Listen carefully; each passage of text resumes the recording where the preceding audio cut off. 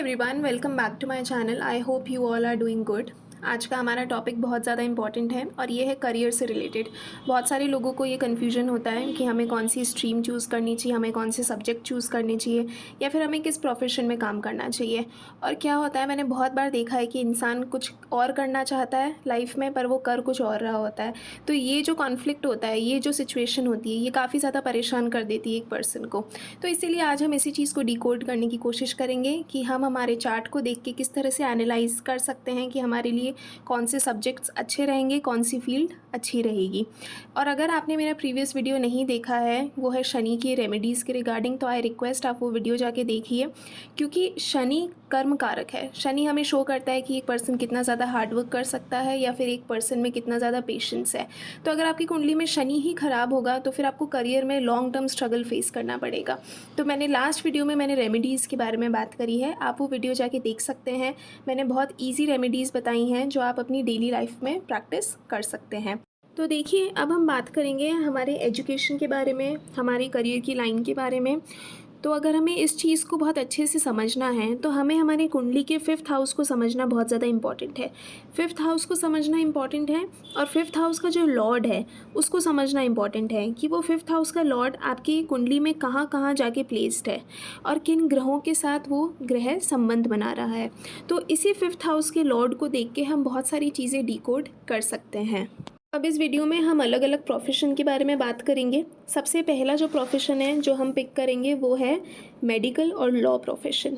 ठीक है, बहुत लोगों का इंटरेस्ट होता है कि वो मेडिकल डिपार्टमेंट में जॉब करना चाहते हैं या फिर वो लॉ डिपार्टमेंट में जॉब करना चाहते हैं। तो वो वाला जो एरिया है उसको हम अपने चार्ट में कैसे आइडेंटिफाई करें या फिर हम कैसे आइडेंटिफाई करें कि हमारा चार्ट इस प्रोफेशन को सपोर्ट करेगा या फिर नहीं करेगा। देखिए, आपको अपनी कुंडली ओपन करनी है और आपको अपनी अपनी कुंडली में 5th हाउस देखना है और 6th हाउस देखना है। ठीक है, अगर आपकी कुंडली में 5th हाउस का कनेक्शन आपके 6th हाउस से बन रहा है या फिर आपके 6th हाउस का कनेक्शन आपके 5th हाउस से बन रहा है, फॉर एग्जांपल अगर आपके 5th हाउस का लॉर्ड आपके 6th हाउस में जाके बैठा है या फिर आपके 6th हाउस का लॉर्ड आपके 5th हाउस में जाके बैठा है या फिर ये दोनों ही लॉर्ड आपस में कंजंक्शन में आके आपके 12 घरों में से किसी भी एक घर में जाके युति बना के बैठे हैं, तो हम ये चीज़ कह सकते हैं कि ये पर्सन या तो मेडिकल डिपार्टमेंट में जा सकता है या फिर लॉ डिपार्टमेंट में जा सकता है। अब ये चीज़ तो हमने समझ ली कि हमें कैसे देखना है कि ये पर्सन मेडिकल में जा सकता है या फिर लॉ में जा सकता है। ठीक है, क्योंकि मेडिकल और लॉ में जाने के लिए आपके 5th और 6th का कॉम्बिनेशन बनना बहुत ज़्यादा इंपॉर्टेंट है। अब हम स्पेसिफिकली बात करेंगे लॉ प्रोफेशन की। ठीक है, अगर आपके 6th हाउस में शनि, मंगल और सूर्य, ये 3 ग्रह आपके चार्ट में बैठे हैं या फिर इन तीनों में से एक भी ग्रह आपके चार्ट में बैठा है 6th हाउस में, और वो ग्रह अगर आपके 5th हाउस से भी कुछ ना कुछ कनेक्शन बना रहा है, तो फिर हम ये चीज़ डेफिनेटली कह सकते हैं कि हाँ, ये पर्सन जुडिशरी डिपार्टमेंट में जाके जॉब करेगा या फिर किसी लॉ फील्ड में जाके जॉब करेगा। ठीक है, अब जुडिशरी और लॉ में भी बहुत सारी अलग अलग पोस्ट होती है, बट हाँ, ये चीज़ हम डेफिनेटली कहेंगे कि अगर आपके 6th हाउस में शनि, मंगल, सूर्य जैसे ग्रह प्लेस्ड हैं और अगर वो आपके 5th हाउस से भी कुछ ना कुछ कनेक्शन बना ले किसी ना किसी तरह, या तो वो कंजंक्शन में आ जाए 5th हाउस के लॉर्ड के साथ या फिर वो हाउस एक्सचेंज कर ले, तो फिर ये ऐसे लोग लॉ प्रोफेशन में जा सकते हैं और मोस्ट ऑफ द टाइम जाते ही हैं क्योंकि उनका चार्ट स्ट्रांगली उनको सपोर्ट करता है। अब हम बात करते हैं मेडिकल में। अब मेडिकल में भी हम 5th हाउस देखते हैं और 6th हाउस देखते हैं, लेकिन मेडिकल डिपार्टमेंट के लिए अगर आपके 6th हाउस में शुक्र प्लेस्ड है या फिर आपको मेडिकल डिपार्टमेंट में भी अगर आपको स्पेसिफिकली सर्जरी में जाना है तो आपको मंगल को भी देखना पड़ेगा। ठीक है, तो अगर आपकी कुंडली में 6th हाउस में शुक्र प्लेस्ड है, मंगल प्लेस्ड है और वो 5th हाउस से भी संबंध बना रहे हैं, तो इसका मतलब आप मेडिकल डिपार्टमेंट में काफ़ी अच्छा कर सकते हैं, क्योंकि कोई भी प्लैनेट जो 6th हाउस में बैठता है, क्योंकि 6th हाउस आपका जॉब और प्रोफेशन है, वो डायरेक्टली आपके 12th हाउस को भी एस्पेक्ट करता है और 12th हाउस हॉस्पिटल को शो करता है। तो इसीलिए आपका जो 6th हाउस का लॉर्ड है उसका 5th हाउस से कुछ ना कुछ कनेक्शन होना चाहिए, और अगर आपके 6th हाउस का लॉर्ड मतलब अगर आपके 6th हाउस में शुक्र प्लेस्ड है, मंगल प्लेस्ड है, तो ये और भी अच्छा कॉम्बिनेशन बन जाता है मेडिकल फील्ड में जाने के लिए। उन लोगों के बारे में बात करेंगे जिनको टेक्निकल डिपार्टमेंट में जाना है, या फिर उन स्टूडेंट्स के बारे में बात करेंगे जिनको PCM as a subject choose करना है। ठीक है, तो वो अपने चार्ट को कैसे रीड कर सकते हैं। देखिए, उसके लिए आपको 5th हाउस को समझना ज़रूरी है कि अगर आपके 5th हाउस का लॉर्ड और या फिर आपका 5th हाउस अगर राहु, केतु, शनि और मंगल इनसे अगर कुछ ना कुछ कनेक्शन बनाए, ठीक है, तो फिर डेफिनेटली ये पर्सन टेक्निकल लाइन में जाएगा। फॉर एग्जाम्पल अगर आपका 5th हाउस का लॉर्ड है मरकरी, ठीक है, मरकरी वैसे भी एजुकेशन को शो करता है, इस चीज़ के बारे में हम वीडियो के लास्ट में भी बात करेंगे। फॉर एग्जांपल अगर आपके 5th हाउस का लॉर्ड है मरकरी और मरकरी अगर आपके राहु, केतु, शनि और मंगल से कुछ ना कुछ कनेक्शन बना रहा है, तो हम ये कह सकते हैं कि हाँ, ये पर्सन डेफिनेटली टेक्निकल लाइन में जाएगा और वहाँ पे जाके बहुत अच्छा परफॉर्म करेगा। तो इस तरह से हम देखते हैं कि अगर किसी को टेक्निकल लाइन में जाना है तो उसके 5th हाउस का लॉर्ड या फिर उसके 5th हाउस में राहु, शनि, केतु, मंगल जैसे ग्रह बैठे होने चाहिए, तो फिर ये पर्सन टेक्निकल लाइन में काफ़ी ज़्यादा अच्छा परफॉर्म करते हैं। नेक्स्ट हम उन लोगों के बारे में बात करेंगे जिनको मैनेजमेंट की फील्ड में जाना है, ठीक है, जिनको मैनेजमेंट से रिलेटेड पढ़ाई करनी है। देखिए, मैनेजमेंट के लिए हम मरकरी और वीनस को देखते हैं, मतलब बुध और शुक्र को देखते हैं। तो अगर आपके 5th हाउस के लॉर्ड के साथ मरकरी या फिर वीनस बैठा है, ठीक है, या फिर आपके 5th हाउस में या फिर आपके 6th हाउस में मरकरी और वीनस एक साथ बैठे हैं, मतलब युति बना के बैठे हैं, कंजंक्शन में बैठे हैं, तो फिर ये एक बहुत अच्छा कॉम्बिनेशन होता है मैनेजमेंट की फील्ड में जाने के लिए। अगर आपके चार्ट में फॉर एग्जांपल मरकरी अगर 4th हाउस में प्लेस्ड है और वीनस अगर आपके 10th हाउस में प्लेस्ड है, तो भी ये आपस में म्यूचुअल एस्पेक्ट बना रहे हैं, मतलब एक दूसरे को दृष्टि दे रहे हैं, तो यहाँ पे भी ये पर्सन मैनेजमेंट की फील्ड में जा सकता है।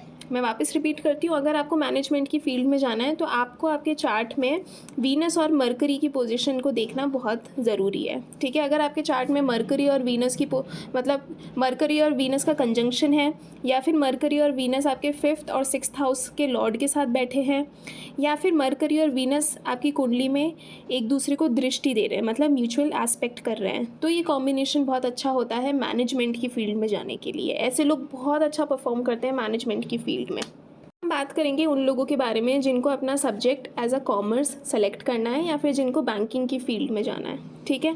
तो ये लोग कैसे देखेंगे अपना चार्ट? अगर आपके 5th हाउस में मरकरी प्लेस्ड है, ठीक है, मरकरी बहुत अच्छी कंडीशन में है, क्योंकि बैंकिंग सेक्टर को मरकरी ही दर्शाता है, मरकरी और वीनस भी दर्शाता है, इसके बारे में भी हम बात करेंगे। तो अगर आपकी 5th हाउस में मरकरी प्लेस्ड है या फिर आपके 5th हाउस के लॉर्ड के साथ मरकरी प्लेस्ड है, फॉर एग्जांपल आपके 5th हाउस का लॉर्ड है सूर्य और सूर्य के साथ मरकरी प्लेस्ड है, तो ये कॉम्बिनेशन है कि हाँ, ये पर्सन कॉमर्स वाली लाइन में जा सकता है और बैंकिंग में भी जाएगा ये पर्सन, ठीक है। दूसरी चीज़ जो हम देखेंगे, अगर आपके 5th हाउस का लॉर्ड अगर आपके 11th हाउस के साथ कुछ ना कुछ कॉम्बिनेशन बना रहा है या फिर कुछ ना कुछ कनेक्शन बना रहा है, या तो आपके 5th हाउस का लॉर्ड आपके 11th हाउस के साथ कंजंक्शन में है, ठीक है, या फिर दोनों एक दूसरे को म्यूचुअल एस्पेक्ट कर रहे हैं, या फिर आपके 5th हाउस का लॉर्ड आपके 2nd हाउस के लॉर्ड के साथ बैठा है, या फिर दोनों आपस में एक दूसरे को म्यूचुअल एस्पेक्ट कर रहे हैं, तो फिर ये कॉम्बिनेशन बहुत अच्छा है कॉमर्स की लाइन में जाने के लिए और बैंकिंग की लाइन में जाने के लिए। तो हम एक बार एक एग्जाम्पल के साथ समझते हैं, क्योंकि ऐसे आप लोगों को बहुत दिक्कत हो रही होगी इस चीज़ को समझने में। देखिए, हमने एक एग्जाम्पल लिया है, जैसे ये मेष लगन की पत्रिका है, ठीक है। मेष लगन की पत्रिका में जो 2nd हाउस है उसको वीनस रूल करता है, ठीक है, क्योंकि वहाँ पे टॉरस साइन बैठा है। जो यहाँ पे 5th हाउस है उसको सूर्य रूल करता है, मतलब सन रूल करता है, क्योंकि वहाँ पे लियो साइन है, ठीक है। और यहाँ पे जो 11th हाउस है वहाँ पे कुंभ राशि है, मतलब एक्वेरियस है, और इसको शनि रूल करता है। तो अगर आपको बैंकिंग या फिर आपको कॉमर्स वाली लाइन में जाना है और अगर आपके 5th हाउस का लॉर्ड आपके 11th या फिर 2nd लॉर्ड के साथ कुछ ना कुछ कनेक्शन बना रहा है, फॉर एग्जाम्पल अगर इस कुंडली में सूर्य और शुक्र आपस में कंजंक्शन में आ जाएं या फिर एक दूसरे को म्यूचुअल एस्पेक्ट करें, ठीक है, सूर्य या शुक्र, या फिर सूर्य और शनि इस कुंडली में एक साथ बैठ जाएं, तो फिर ये कॉम्बिनेशन बहुत अच्छा है बैंकिंग और कॉमर्स की फील्ड में जाने के लिए, ठीक है। ऐसे लोग इस वाली फील्ड में काफ़ी ज़्यादा अच्छा परफॉर्म करते हैं। और सबसे पहला कॉम्बिनेशन मैंने आपको बताया ही है कि अगर आपके 5th हाउस में मरकरी प्लेस्ड है तो ये तो बेस्ट कॉम्बिनेशन है बैंकिंग फील्ड में जाने के लिए। अब हमने इस वाले में 2nd हाउस और 11th हाउस को क्यों लिया है, क्योंकि दोनों ही हाउस वेल्थ को शो करते हैं, तो इसीलिए बैंकिंग और कॉमर्स की फील्ड में जाने के लिए आपको आपका जो 5th हाउस है उसका कहीं ना कहीं कनेक्शन होना चाहिए आपके 2nd हाउस के लॉर्ड के साथ या फिर 11th हाउस के लॉर्ड के साथ। लोगों की बात करेंगे जिनको आर्ट्स फील्ड में जाना है, मतलब जिनको ह्यूमैनिटीज़ में जाना है, तो वो लोग कैसे देखेंगे।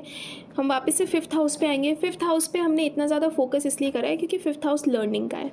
तो अगर आपके 5th हाउस में चंद्रमा प्लेस्ड है, या फिर अगर आपके 5th हाउस के लॉर्ड के साथ चंद्रमा प्लेस्ड है, या फिर आपके 5th हाउस में सूर्य प्लेस्ड है, ठीक है, तो ये दोनों ही कॉम्बिनेशन बहुत अच्छे हैं आर्ट्स फील्ड में जाने के लिए। या फिर अगर आपकी मेष लगन की पत्रिका है, एग्जाम्पल ले रही हूँ, अगर आपकी मेष लगन की पत्रिका है और आपके 4th हाउस में मून प्लेस्ड है और आपके 10th हाउस में सूर्य प्लेस्ड है, तो भी ये बहुत अच्छा कॉम्बिनेशन है आर्ट्स फील्ड में जाने के लिए, क्योंकि दोनों एक दूसरे को म्यूचुअल एस्पेक्ट कर रहे हैं, दोनों आपस में रिलेशन बना रहे हैं। या फिर अगर आपके 5th हाउस का लॉर्ड आपके मून के साथ है, चंद्रमा के साथ है, या फिर चंद्रमा के साथ कंजंक्शन बना के वो आपकी कुंडली में कहीं पे भी प्लेस्ड है, तो ये एक हमें डायरेक्शन देता है कि हाँ, ये पर्सन ह्यूमैनिटीज़ में जाएगा या फिर इस पर्सन को उन सब्जेक्ट्स को पढ़ने में काफ़ी ही ज़्यादा इंटरेस्ट होगा।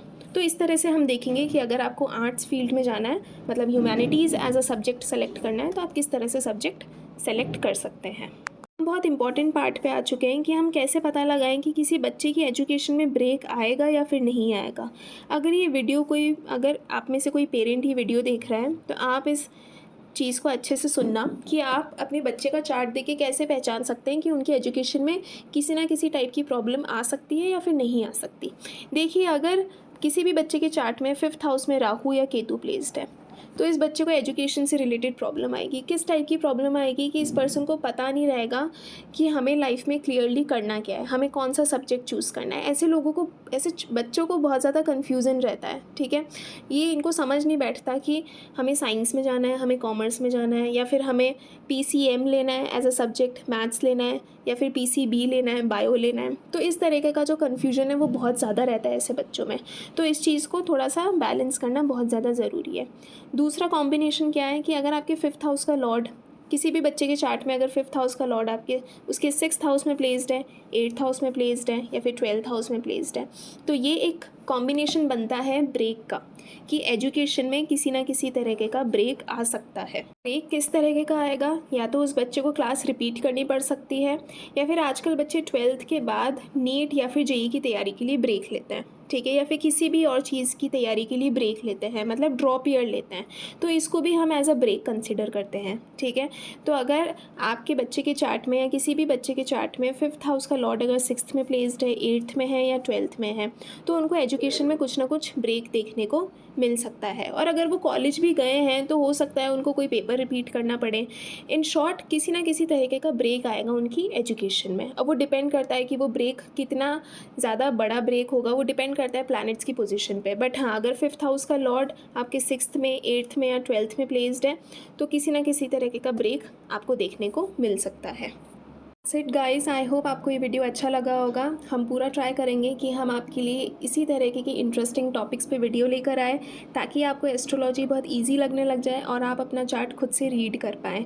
हमारा शुरू से लेकर अब तक यही मोटिव रहा है कि हम एस्ट्रोलॉजी को किस तरह से सिंप्लीफाई कर सकते हैं, ताकि आप ईजी लैंग्वेज में एस्ट्रोलॉजी सीख सकें। अगर आपको ये वीडियो अच्छा लगा हो, then don't forget to hit the subscribe button. I will see you in the next one. Take care.